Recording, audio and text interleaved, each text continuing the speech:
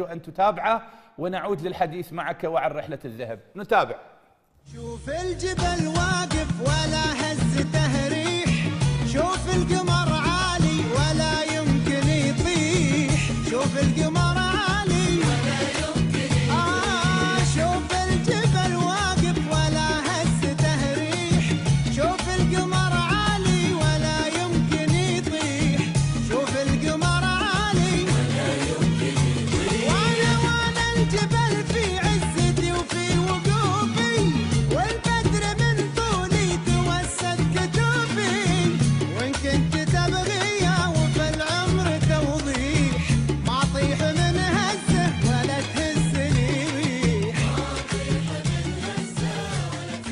قد لا يكون صوته عاليا وقد لا يكون من المقربين للسماسرة، إلا أن إنجازاته تفرض تقدمه على خيرة المدربين العراقيين، إذ سبق أقرانه بأشواط كبيرة فلم يحقق قبله أي مدرب محلي بطولة كأس الاتحاد الآسيوي الذي قبض عليه الجنرال باسم قاسم في الدوحة وعاد به إلى خزائن القوة الجوية.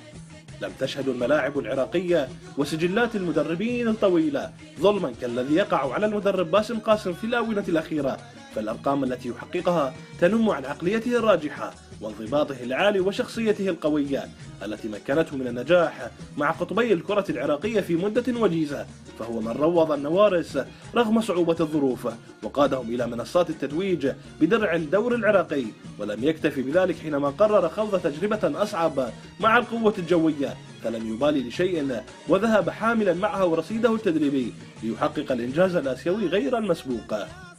لم يطرقوا باب الاتحادات أو الأندية سائلا عن فرصة تدريبية، ولم يملأوا الدنيا ضجيجا عندما حقق اللقب قبل أكثر من 5 مواسم مع فريق الهوك المغمور آنذاك، إذ بقي محافظا على كيانه المعروف يكسب حب الجميع ويفرض سطوته على أقرانه وزملائه المدربين.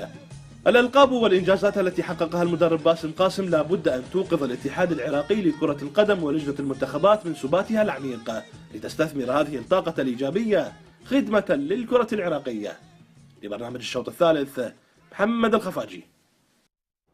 شكرا محمد على هذا التقرير. أعود لأرحب بضيفي الكريم المتوج بالذهب باسم قاسم.